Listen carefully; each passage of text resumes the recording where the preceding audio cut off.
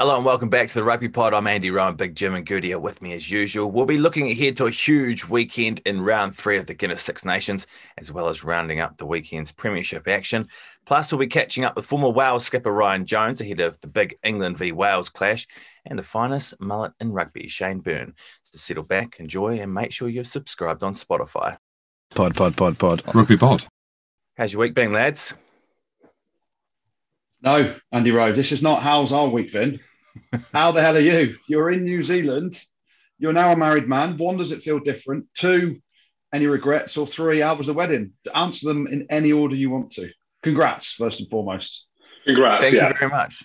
Thanks, guys. She turned up and she said yes. That's a win, right? Yeah, she turned up and she said yes, which was, a massive relief, not regret, almost regret, maybe a regret for her. I am dusty. I'm dusty. It's been 5 days. All the grooms have been arrive early because we haven't seen each other for a while. So it was they arrive on a Tuesday. Couldn't keep off it until the wedding on a Saturday. So a few big days after. The voice is feeling a bit croaky, but hey, it's good to see you guys. It was a Chinese wedding then, was it? Kicking the arse out of it. 5 days. Were they acting weird or not? Because your mates are a bit weird. So weird. The Kiwis are. Were they? Yeah. At the start or the beginning or throughout? All throughout, every single day. It was awesome. I was right in my element. This is the thing, isn't it? Because Kiwis are a little bit weird, aren't they, Jim? And Andy Rowe, you and your mates are a new level of weirdness. You ain't called the weird fish for no reason, right? Exactly. No, it's funny, especially when you get a few beers into each other. Some of the boys, I don't know if I can tell the stories. Yeah, we started. So your entrees are ready. Cat food is on the way out. And for pudding, we've got 4 pudding. We've got the cat litter tray full of shit. Yeah. No, it's good. It was a bloody good weekend. All right, enough about you.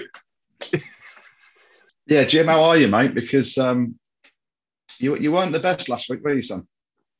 I'm better now. I don't know the people listening, but my goodness me, you talk about fronting up and you talk about cup finals and thinking about all these things that I never did but should have done. Last Monday was a cup final for me. It was head down in Chinatown, and it was the Chinatown that got me. And me and the missus have been going back and forth. There's been a bit of arguing. I'm showing her that white plastic thing that's got 2 lines on it, trying to get out of looking after the kids. She ain't seeing it. She ain't seeing 2 lines. And I'm telling her, there's 2 lines there. Ha. Now she's got it, and I can't see 2 lines. So we're going back and forth saying there's 2 lines. There ain't 2 lines with mine. Yes, there is. No, there's not. Yes, there is. No, there's not. Now she's got 2 lines. I can't see them. So I ain't seen the kids in 2 weeks is what I'm trying to say. So, so you're full of beans. Better. I'm full of beans. I'm better. Yeah, it's been a gnarly few weeks, but I'm actually glad that I've got it out of the way with Andrew. You're a sitting duck, mate, and you're a big duck at that. You're a sitting duck, mate, waiting for it to come your way.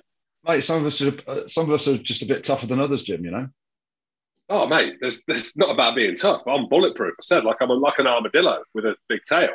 Have they got tails, armadillos, or not? Yeah. Yes, they do, James. They do. Okay, well, yeah, I'm like an armadillo with a tail. And I am now what they say bulletproof. As we go into the future, I am bulletproof. We've got holidays lined up and we're not through it yet. There's 6 of us in the house, remember, and a dog. I don't know if dogs can get it or not, but either way, he's getting swabbed up the arse just to see, because we don't want him going out infecting cats, do we? Because he loves cats. But yeah, I am feeling full of beans. That's why I'm talking a load of jargon, a load of rubbish again. And the sun's out, actually, in Scotland, which is a rarity. So it's all good. It's all go from my side, Andrew. And but I know where you're going with this. You're a bit quiet today. You're a bit dusty. You had late night on Saturday, burning the candle. Sent me a picture of the bill. It was very expensive. Did you have a good weekend? I did. I had a work-free weekend, but I'm just going to rewind quickly because we go back a week and it was Valentine's Day. We talked about a bit of romance, and you said that you needed somehow to get close to Beck because you had coronavirus or possibly had COVID, whatever you want to call it. And you said you were just going to suck a toe. Can you pass it by sucking a toe? So you've obviously passed it over to her by sucking a toe. No. She was sucking my toe. It's the other way around. Not just any toe. Wow. The mauler's toe. Hang on, Andy. You eat cat food and cat litter trays. What are you talking about? This is like Mate, small. You wear your socks at the beach because you're scared of your toes. Very true. That's very true. I don't know if anyone else wears socks down the beach, but I'm that embarrassed that I wear socks down the beach. Yeah, it's a German look. That's as good. But no, we've not been that close. It's been floating around for a few days, and we'll get close again. We're going on holiday again in April, aren't we? Let the robbers know. Well, before we look at the games this weekend, because there's some big ones coming up, South Africa rumoured to be joining the Six Nations. What do you guys know about that? Is it first it came out that it was a done deal, then there's counterclaims that it's rubbish? What do you boys know? Where did it come from? Where did the chat come from, first and foremost? Where did it come from? Where did it go? Where did it come from? Cotton Eye Joe. I blame Cotton Eye Joe.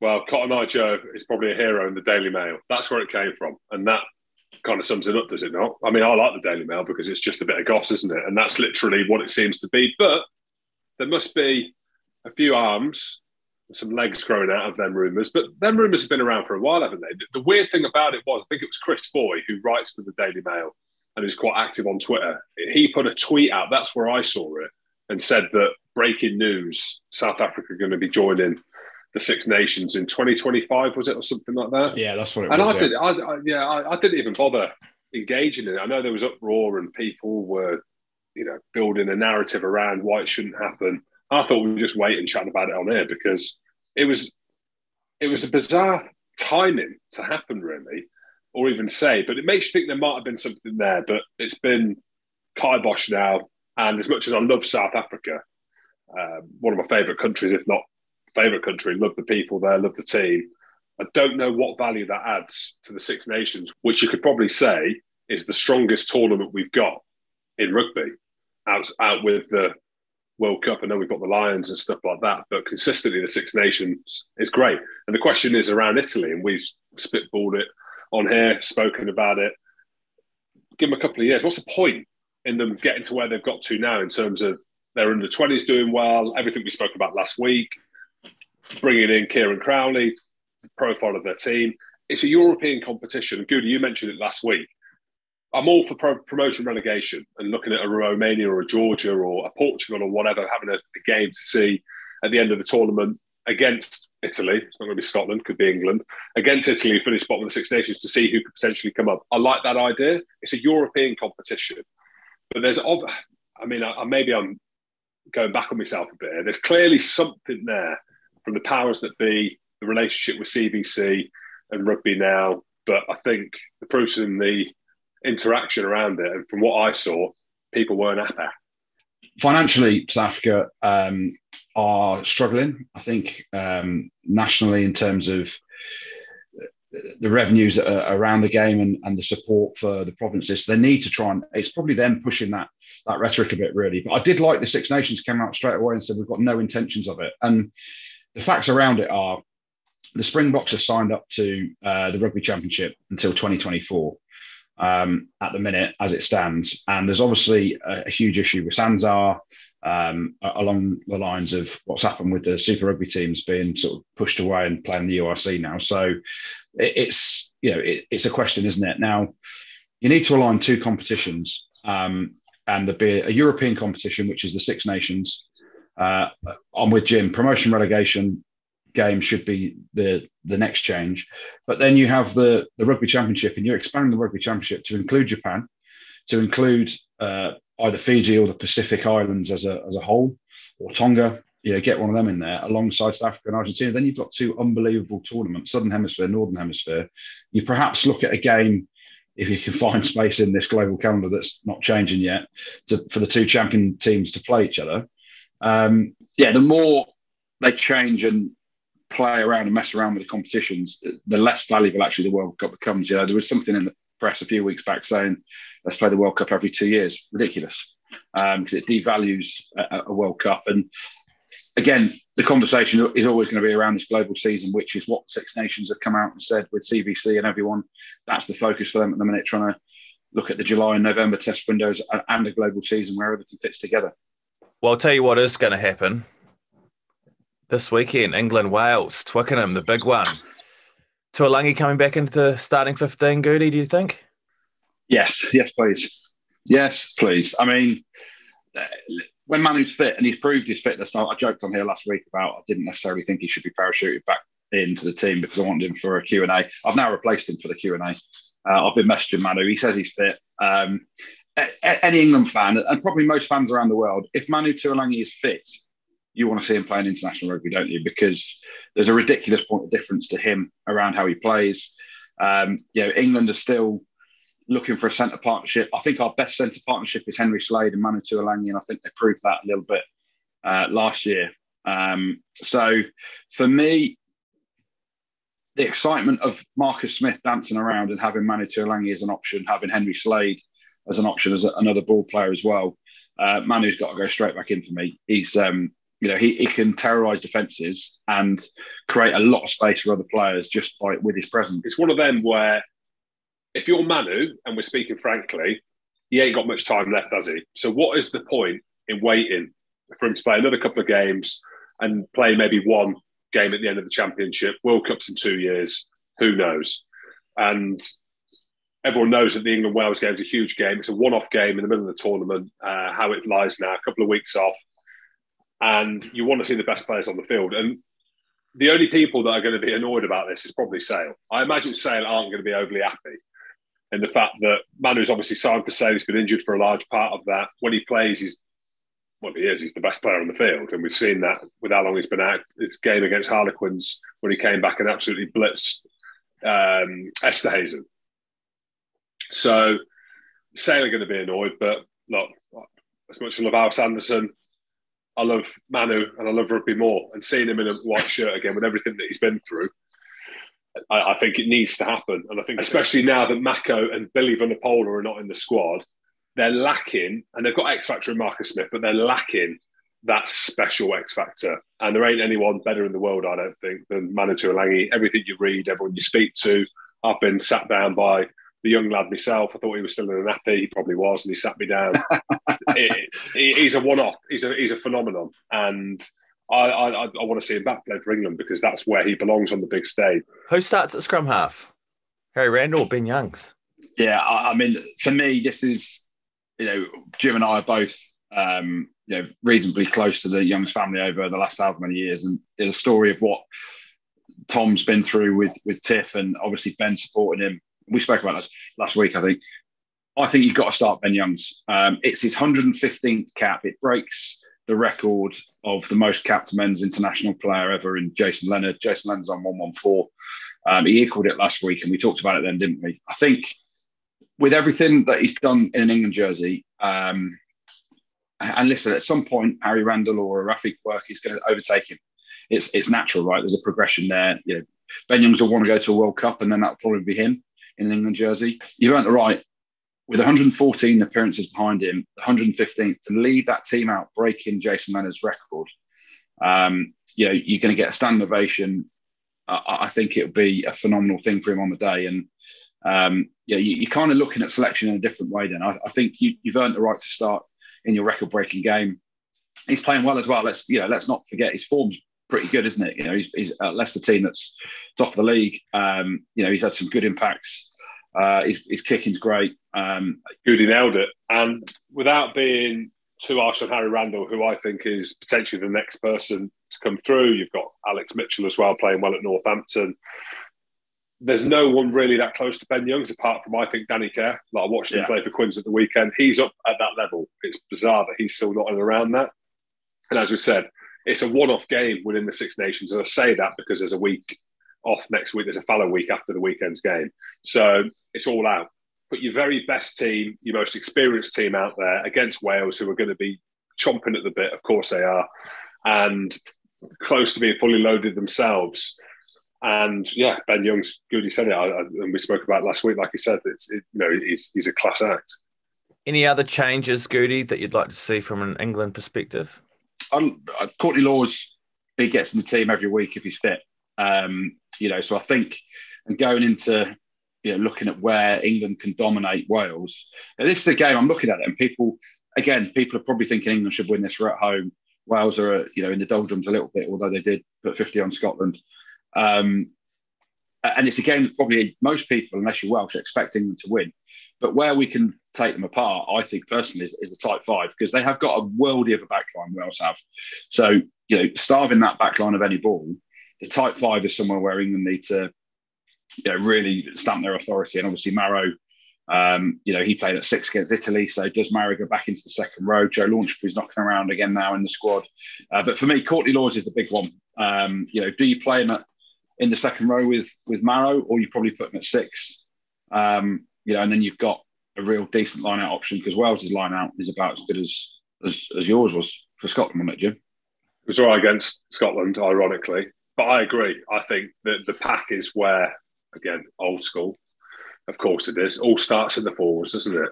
Bore off, Jim. But I think Maro goes back into the second row. Weird that they got rid of Nick Azikwe and he played for Sarries at the weekend. He's been released. I know they've bought Joe Launchbury, and that makes you think they're going to go Maro and Joe Launchbury in the second row with a back row of Courtney at 6. Do they go Don Brandt at 8, Curry at 7? I mean, they've got a number of options in the back row, but I think they'll go a bigger pack as possible, and that will include Launchbury, who's played a couple of games, and obviously Maro will move back up there, in my opinion. Do you reckon that line out somewhere that England will target then? Because I think they're saying 83% Wales have got as a completion rate, which is the worst in the competition. Wales have always got the worst line out statistically. Did you take them to cleaners as well, Jim? We took him to the cleaners many a time. I'll tell you now, Alan Wynne-Jones had no respect, zero respect. I don't know why, but when he came into the line-out, he's literally throwing the ball on top of himself. I'm stood next to him. I'm like, no. I will take that off you, thank you, Alan Wynne-Jones. Took the ball off him, scrum half to 10, knock on, scrum. That was what happened every single time. So, but I mean, they were good. And this is the thing. What I did, probably a little bit similar to the All Blacks, whose line, I remember playing against the All Blacks, right? And Richie McCaw was calling the line-outs. I was like, how disrespectful. They still put 50 on us, but we're in the line-out. I'm like, the great Richie McCaw, you are one of the best who've ever done it, but you're playing and you're up against the two-step lob monster here, and you are calling the line-out. Don't be so disrespectful. Him and Kano, just an A2 legends in the mixer. So, a line-out's one of them things. Wales, when their backs are against the wall, the line-out functions. When they just rock up, which they tend to do around line-out time, they're awful. And the stats, the proof's in the pudding, isn't it, with it there? They know that England have got a good line-out. The issues that they've got around their line-out is the athletes that they've got, unfortunately, and the experience that they've got in and around that. Will Rowland, Adam Beard as vice-captain, brilliant players, heavy players. Back row that they played against Scotland, quite small, really, when you look at it. You've got Jack Morgan on debut. He's not the tallest. You've got Basham, not the tallest. But they dominated Scotland in the line-out. So it's a difficult one. England are a different kettle of fish. And I suppose that the conversation will be around the back row, who they choose. If they've got Courtney and Joe Launchbury and Maro, they've got 3 unbelievable line-out forwards in there. So if Wales are going to win, without stating the obvious, their line-out's got to be on point, and their scrum. And that comes down to the question, does Marler start ahead of Genge? Because the scrum against Scotland was very good. And whether you like it or not, Andrew, Scotland have got a good scrum. So Wales, very good against Scotland. Going back and looking at that game, it's a different kettle of fish at Twickenham at HQ at the weekend. It's interesting, though. You mentioned Marler there. He obviously got released to play for Harlequins at the weekend. And they kept Bevan Rodden. Yeah, he played and kept Bevan Rodden in the squad. I think Marler comes straight back in terms of in the matchday squad. But looking at Wales, you talk about the line-out, their selection in the back row is going to be crucial, I think. Obviously, there's chat around Faletau. He's back in the squad. Does he go straight back in the team at 8? If you pick in Moriarty, who we both really enjoy watching as a player, and Jim, I know you're pretty close to them as well. I'd love to see him play at 6 because he's hard and he goes around banging boys for fun, doesn't he? Their line-out options then, are they a little bit limited, Wales, with those selections? Faletau isn't necessarily a big line-out option, is he? As an 8, nor is Moriarty as a 6. So Wainwright, does he come into the picture as a 6? I think he's a really good player. And then obviously Basham, who's been banging boys for fun at 7. It's a really interesting selection. It's a headache that Wayne Pivac's going to have to sort out, because if their line-out doesn't function, they ain't winning that game whatsoever, are they? Well, we can have a chat now with a former Wales captain to get a Welsh perspective on the game now. Ryan Jones joins us. How are you, mate? Ryan Jones, Ryan Jones. We're best mates now. You're coming to the live show on Thursday in Cardiff. How much are you looking forward to it? We're looking forward to having you. Mate, I am looking forward to it. I really enjoyed your company in the Scotland game and all that. And I've being an avid follower of your social media as well. I'm looking forward to experiencing the Hamilton and Good live event as well. They're dangerous. As long as you can drink and sing, mate, you'll be fine. But interesting. I know you said you worked with Jim last week for the Scotland-Wales game. You said you enjoyed his company. It's all smoke and mirrors. He's full of shit. He's now thinking you're his best mate again. Is that actually true, or is it just Jimisms? Well, Jimism is he's everyone's best mate. Yeah. Unless you were playing against him and he was cheating and standing on you and giving away penalties and stuff. But yeah, well, we're all best mates because we won, so it's fine. Exactly, guilty as charged. You know, the funniest thing was good is I walked up into the lounge where Ryan Jonesy was, and it was the captain's lounge, and I could see him looking at me thinking, "What the hell are you doing in the captain's lounge?" But I told him vice captain against Romania for 3 minutes, so that was enough to convince him. That counts. Yeah, nice. And how's things in Wales? And obviously, there was a bit of pressure after the defeat to Ireland in round one, but then absolutely dominating the Scots in round two. There must be a real good feel about the place now. Faletau's back as well this week, and then you're coming over the bridge if it's open again. I don't even know that it's open because of the wind, but you might have to go the M50 way. But Twickenham, it's always a massive game, and there must be a good feeling across Wales. Better so than after round one. Yeah, look, look. You're either heroes or zeros in Wales, and that's been the case for as long as I can remember. Series of defeats, and you're the worst team in the world, and it all needs ripping up. One victory, and you're in line for another championship. But we know that we've all experienced that, haven't we? I think it's been a tough. It has genuinely been a tough period. When Pivac came in with these ideas of building upon Gats's legacy, and I think all that was great out of Sean Edwards' sort of defence and Warren Gatland's discipline and his mantra about being fitter and working harder than everyone else and building on top of it this sort of fantastic attacking game. Well, that hasn't materialised, and I think now people are wondering, is it going to come with sort of 23 games into Wayne's tenure now? So when are we going to see this? There's been a lot of factors in it, whether it be COVID, whether it be injuries, and we are seeing the return of the likes of Talupi Faletau, which is great. So hopefully, there is hope there, because that's all we generally want there, hope and a chance. Obviously, the fixture this weekend is, probably the biggest fixture in our calendar, as it always is for anyone who plays England, I suppose, really. But it is that sort of big brother envy. They're the richest, playing nation across the world, and they live just over the bridge. And we're coming down the M4 in our droves and our tens of thousands to sort of get a result. It's a great place to come and play as well. Twickenham, isn't it? I loved going to Twickenham. I think the atmosphere is great. Love getting off the bus at the gates, walking in through the crowds, and it's a rugby arena steeped in rich sort of history and heritage. But it's going to be a tough ask. It really is going to be a tough encounter. But we'll see just where Wales are, this weekend. I think. And before the game, where we're speaking now, where do you think Wales are? Because it's difficult to get a kind of understanding in your better place, not only with your role as captain and playing for Wales for so long, but also your role in the union. There's a lot of question marks, as in not just from me. This idiot here who speaks on the podcast doesn't know what he's talking about, but a lot of people, like some of your own, Tom Shanklin, I saw some of his comments around the regions. What kind of place is Wales rugby in? Yeah, look, I think it's a bit of a crossroads. It's tough. Economically, it's tough. I think a lot of sports in a similar position, but I think no more so than professional rugby in Wales right now. So, with that economic constraint comes a whole host of issues, whether it be to do with the pathway, whether it be to do development, whether it be retaining talent, whether it be depth in squads, whether it be probably a lacking in richness of foreign talent within Wales as well. We see a lot of English Prem clubs and historically Welsh regions and even the Scottish teams, thrive and sort of prosper from that sort of, South African. South African talent in Scotland, but that sort of rich history and that sort of cross-pollination of ideas and all that good stuff. So I think that's probably a miss within Welsh rugby. I do think it is tough, because what are we now? 18 months out, or 2 years out from a Rugby World Cup, and we talk around. Now's the time where you want to be pretty settled and building into that if you want to be a real contender on the global stage.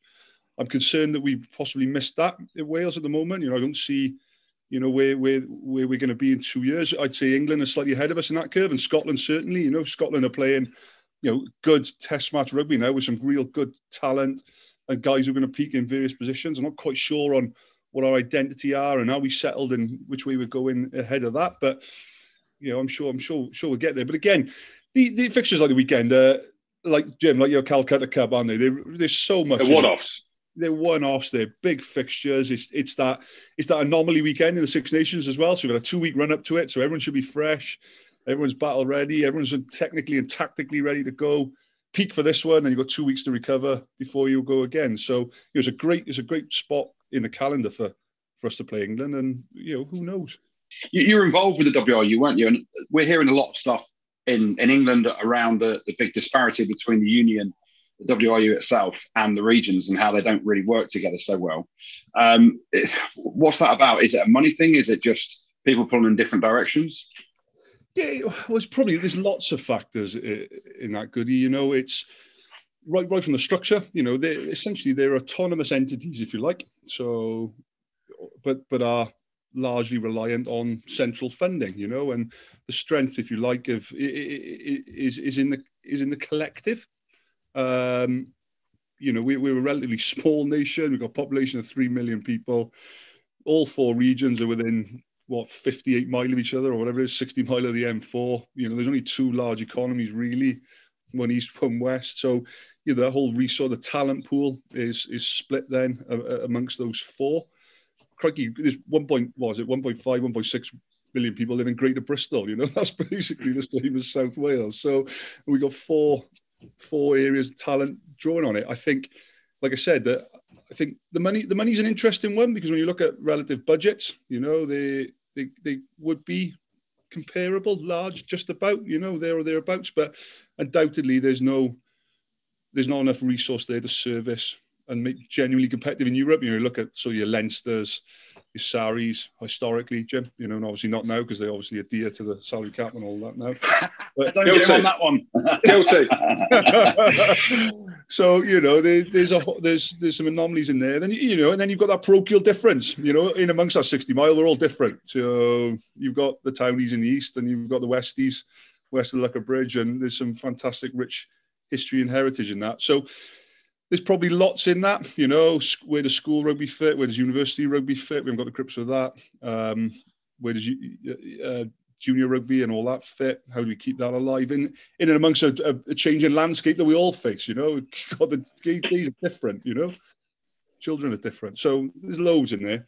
Well, the answer is I'm not sure. Well, I do know, but I'll tell you that over a few beers on Thursday. How's that? There you go. Dangling the carrot for the people that were thinking about coming that should come. Let's talk about the game then, because it is, they're all big games, aren't they, in the Six Nations? But there is something special. You mentioned it. Goody's mentioned it before, England versus Wales. What's the build-up going to be? Wales in a much better position off the back of beating Scotland in that close game. How do you think they're going to travel down to England or across or up? I don't even know. I can't work out the longitude and latitude, but across to England at the weekend, obviously in a positive mindset after that win. Yeah, it's about 160 miles east for you, Jim, I'm in Scotland.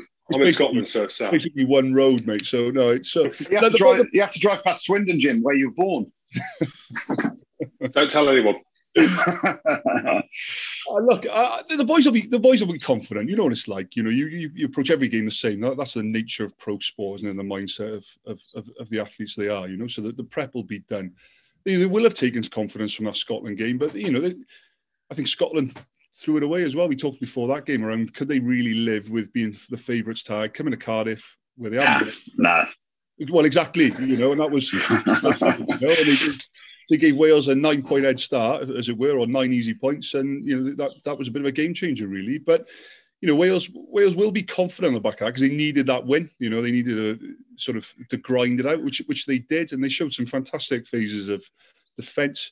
That attack will be an area of concern. Are we genuinely creating opportunities? I'm not convinced. We don't look like we're comfortable keeping teams on their heels for periods of time, and we look like we almost stop playing a bit when we get into the 22. So there's be some work going on in that place, and then also be dealing with England, wouldn't it? We looked at them again against Italy. What I loved was you got better than me, Goody, but Marcus Smith. He's going at the line. Seems to have sort of threats left, right, and centre. They're playing dummy runners all over the place. You've got big men carrying it wide. They've got funnies off the line out. which they'll obviously throw at Wales. So they got threats galore, and I don't think this England team has clicked yet either. And I suppose that, as a travelling fan on Saturday, that'll be the worry, that they really get that sort of English pack going. Carrying hard, and once they create a dent, you've got Marcus Smith on that front foot is such an attacking threat. It's really difficult to get back into system and structure and get your composure back. So it's going to be a tough one. So looking back on your career, obviously some massive games, and you had a lot of success against England, mainly when I played, I think, for England. But favourite memories from that, and was there much beef knocking around back in the day up front? Yeah, well, there was a bit of beef, because we had some pretty big fixtures over the years against your Leicesters in the EDF Cup, as it was then. We had some pretty big fixtures against Sarries, whether that be at the Principality Stadium or up that way in Heineken Cup knockout fixtures. So there was a sort of fair amount of rivalry, in and around that Lions as well, and there was largely Welsh and English contingent made up that. So there was a bit of edge, if you like, but probably not more so than there ever. That was just sort of my experience. But, for me, 2008 was the best one. So Gats had come in as new coach, and we'd had Sean Edwards, who was sort of obviously a proud Englishman, really, but a real bee in his bonnet around the English rugby team, the RFU and all that sort of stuff. So going up to Twickenham in 2008, having not won there for 20-something plus years, and then turning England over by the skin of our teeth, really.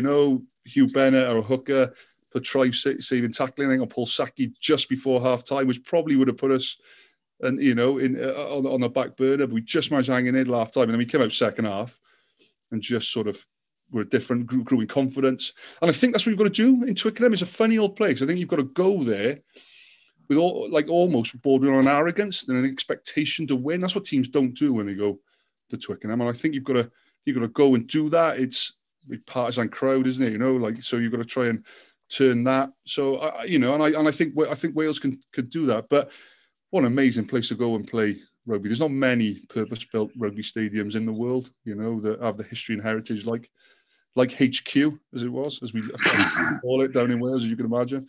But no, it'll be a cracker, I think. So you're saying Wales going to do it then? Back your team. Back your team. Right, the heart or head?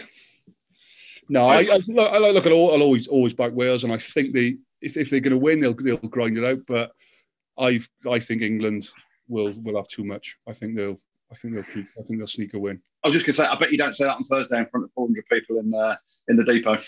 Oh, obviously, you play the crowd, don't you? Jonesy, talking to play the crowd before you go. What you like at chopping a pint responsibly? You quick? Yeah, I'll have back myself to have a go. Yeah. There you go. Can't wait to see you. Look forward to it, mate. Thanks, Ryan, and best of luck for your guys this weekend at Twickenham. Top lad. Top lad. Yeah, looking forward to having a beer with him, actually, or more than one, responsibly on Thursday night. But he's a proper skipper, isn't he?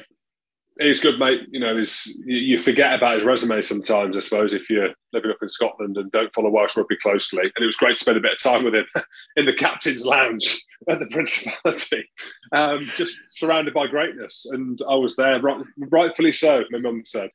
Right, let's talk about the other games in the Six Nations then. Jim, how does Scotland go about beating France?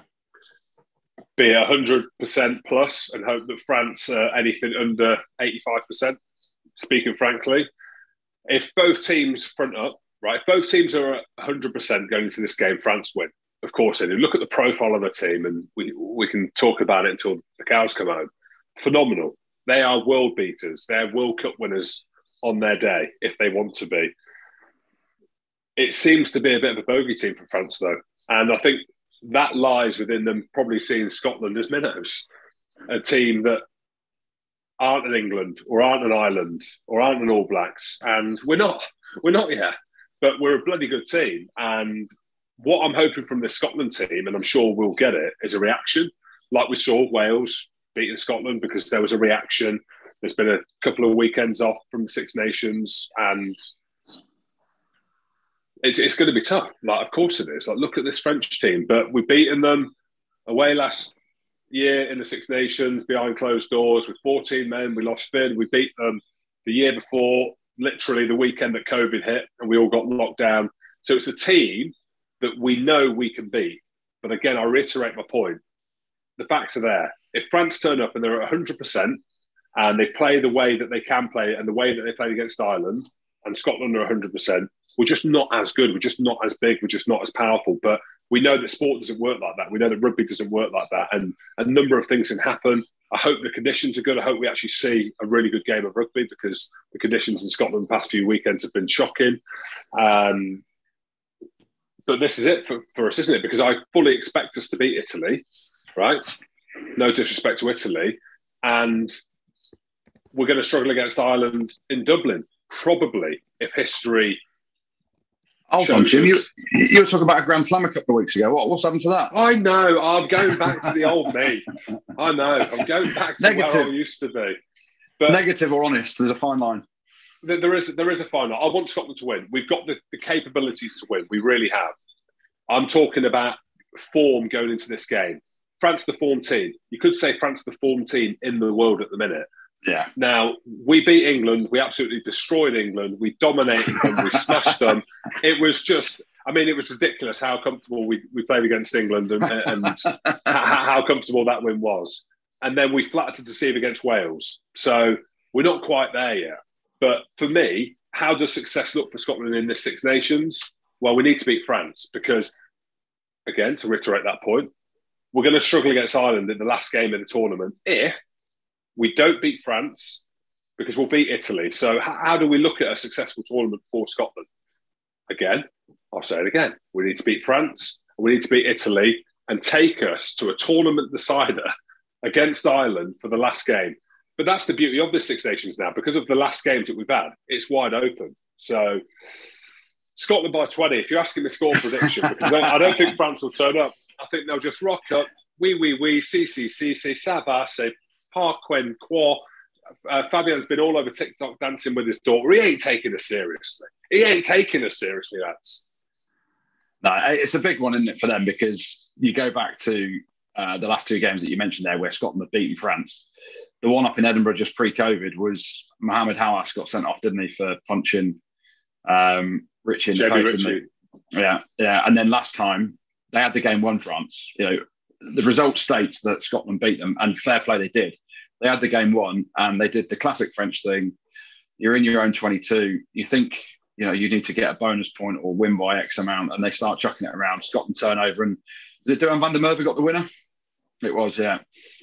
So, Sean Edwards, I'm telling you now, where that team, and the evolution of a French team is now a test of going to Scotland and winning this game.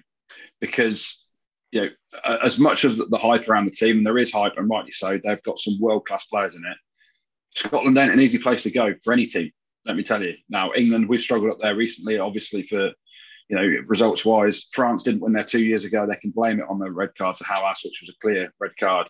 But it's a big question mark around France, and they'll be a proper team if they go to Scotland and win. I know Scotland are, missing Johnny Gray's out now, isn't he, as well? So there's a few changes there. It's a massive game for Finn Russell. I can see Scotland having a reaction, but equally, I can see France, although you're right around TikTok and Fabien Galtier, what's he doing with his goggles on as well? I can see Sean Edwards going absolutely, after that video that you posted on Twitter, Jim, lean on bar, carton jaune, teabagging cup. Fucking smash him, and fucking we'll have the haggis as well, you fuckers. So yeah, I think in reality, I think the focus for France will be absolutely on point. But it's a tough game to call. And like Jim says, on form, if both teams play their best, France win. But we know this is international rugby, and the weather's going to dictate. Finn Russell has got a big part to play in it. Redemption, he'll be looking for a bit of redemption, no doubt about it. He cost them massive game for him. He plays and lives in Paris, drives his Lambo down the Champs-Elysees. He got sent off in the game last year. There's so many storylines around it that it's so exciting to see that. And I'm with Jim. I think France by 30. Do you think Joey Carberry should start again for Ireland against Italy, or is Johnny Sexton coming straight back in there? Start him.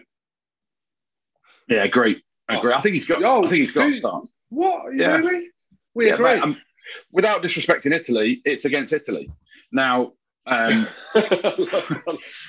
basically, what I'm saying is, and I've said it before, and Jim said it many times, at some point, Sexton, he will do everything he can to get to the World Cup in 2023. Now, you have to have a backup plan. You have to have something else. And it can't just be, when Johnny's fucked or when Johnny's out injured. So you have to have someone that has got a few games on their belt. Ireland come to England in round 4. And I've got no doubt that Johnny Sexton, if he's fit, starts that game. So you need to give Carberry this game as well and then bring Johnny off the bench for 20 minutes. The same thing around James Lowe. He scored an absolute worldie at the weekend for Leinster, but he's been in and out of the team, hasn't he? He's been injured and all this stuff. So for me, Carberry's got to start back in. I think he played pretty well against France in terms of how the game was and his own personal performance when that spotlight was absolutely huge on him. So, they're going to rack up, 30, 40 point win you'd expect against Italy. So give Carberry the keys to start off with and then get Johnny off the bench and prep him for what's going to be a titanic battle against England in a couple of weeks' time at Twickenham. Let's take a look at the Guinness Match Pint Predictor now then. If you want to join at home, it isn't too late. All you need to do is download the Match Pint app, join our league with the code RugbyPod and get your predictions in to win free pints and other great prizes as well. Ireland, Italy. Oh, I mean, how many is the real question. I'm going to go, because we're probably going to disagree on the next one. I'm going to go Ireland by 40. They're good, Ireland. By 40? Yeah, sorry, Italy. I can just see like a 50 points to 10. That's what I'm saying. Oh, it's a tough one because I like to do my prediction once I've felt the week through and see the teams. What kind of team are Ireland going to put out?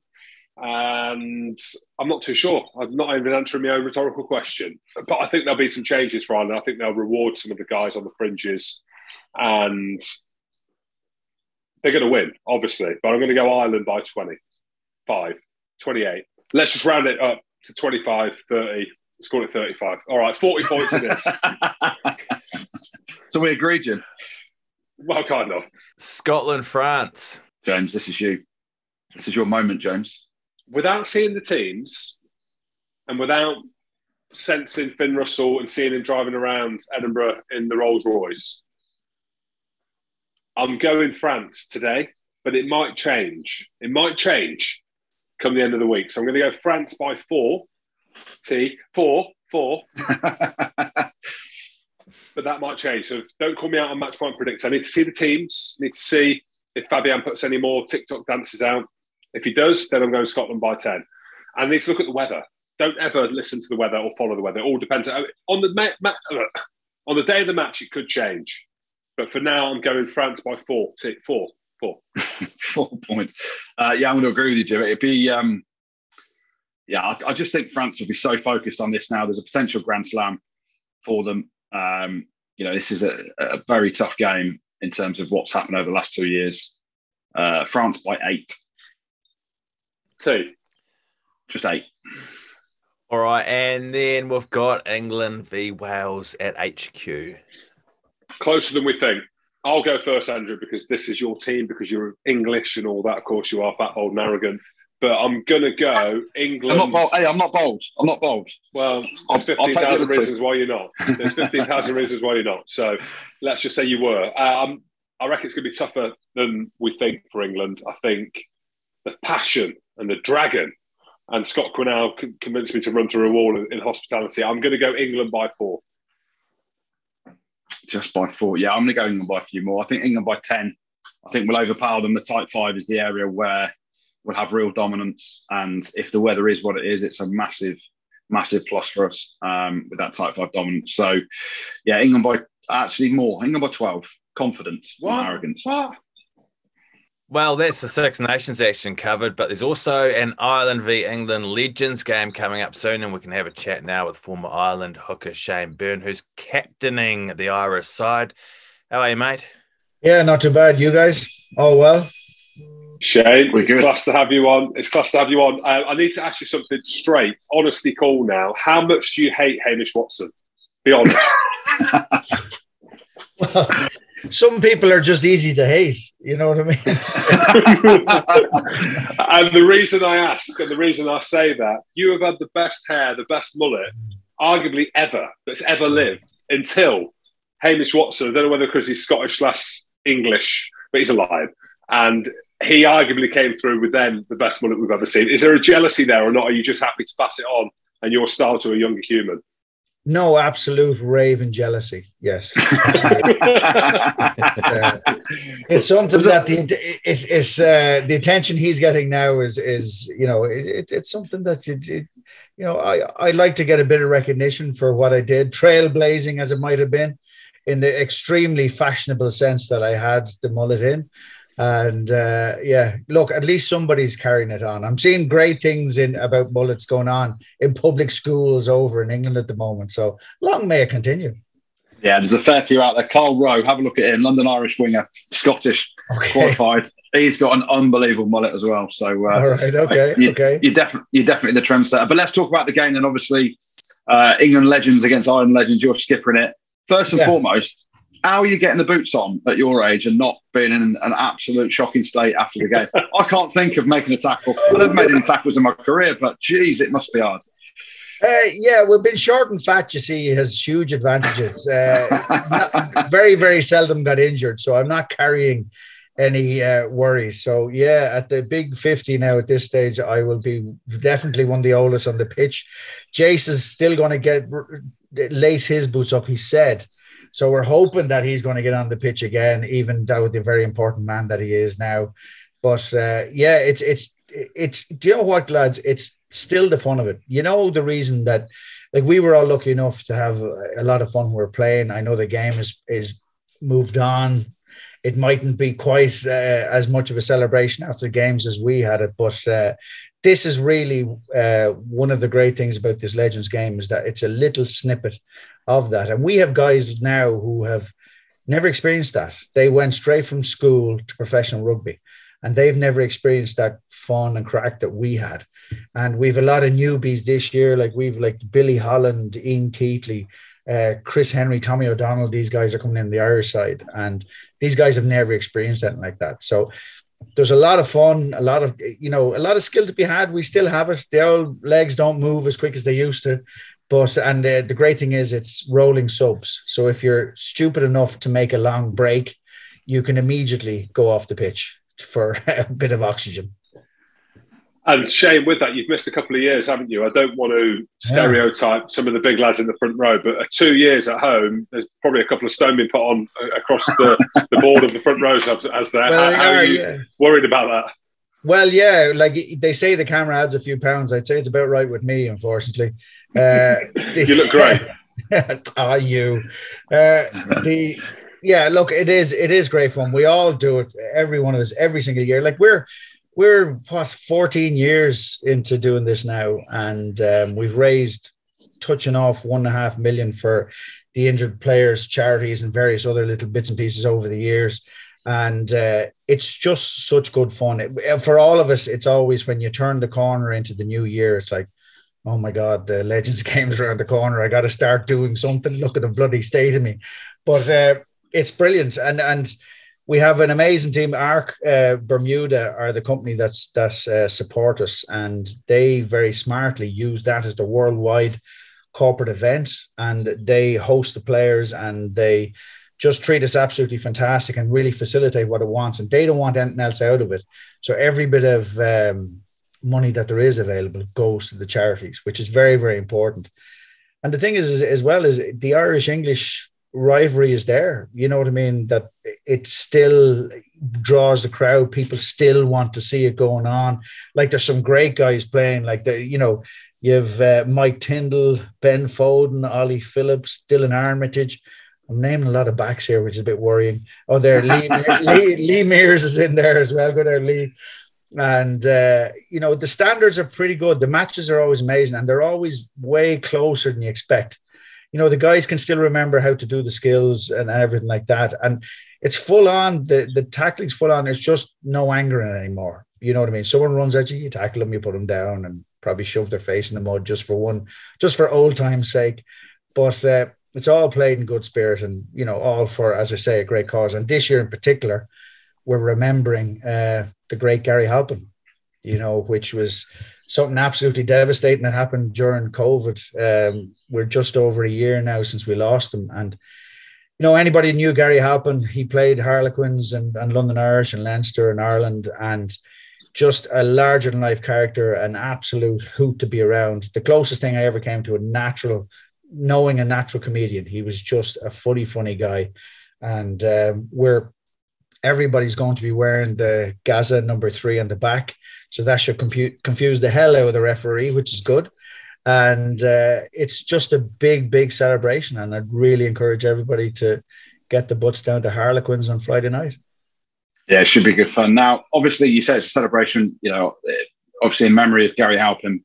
But I'm hearing that in the water bottles, there's not water, there's not Lucozade, there's not any of these energy drinks.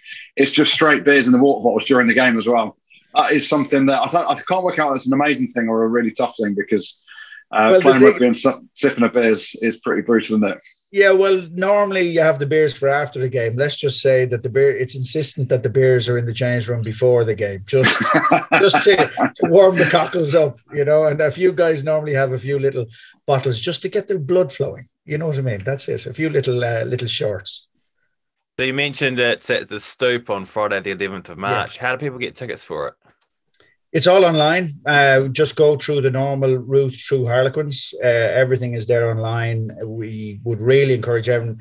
We're putting up really cheap prices from 10 to 15 euros. We're not trying to absolutely nail people to the crosshair. This is a really, really social, fun event that we want people to come down and enjoy themselves. And we always get good crowds every single year. But I'd love if the people from London Irish and Harlequins in particular, because of Gary Halpin, really came out along with everyone else just to come down and celebrate this momentous man and the life and career that he had. Yeah, sounds absolutely class, Shane. And I should say, if you want to win, you know where I am. I lived in Northern Ireland for a couple of years, so I've been to Ireland. You did, actually, yeah. So that's only if you want to win, though. So you know where I am. We've had a few stray honorary paddies over the years, all right. So we might throw an old phone call your way. Just are you keeping in shape? Was COVID treating you all right? What do you think? How's the camera? Look at that neck. It's like a pencil. Yeah, he's lost his chest, his arms, he's lost everything. Yeah, no, we'll be okay, Jim. Thanks. And he's English, and we don't want him either because he played in Scotland. So. All right, Shane, thank you very much for coming on. Best of luck for the match. Sounds like you're going to need it with beers in the drink bottles. Best of luck against the England side. Thanks, guys. Appreciate that. Top lad. Top mullet as well. I always used to look at that and think I wanted to stroke it, but I could never get anywhere near him. And now the mullets are back in. It's amazing that Hamish Watson's got rid of his, but mullets are back in, and he's still growing his. I would if I could, I'll be honest, but I don't know whether you can have a biscuit mullet. Andrew, yes, you can. You used to have one. I used to have one, mate, yeah. I might grow mine back now, actually, because I've got the front You there. should. Should we do it? Should we do it for charity or not? We would look $1 million. I would, anyway. I don't think I would. Thanks, Gertie. Thanks, Jim. Thanks, producer Tristan. And thank you very much for listening. Don't forget to check us out on YouTube as well. Make sure you've subscribed on Spotify. Rugby Spod. Pod.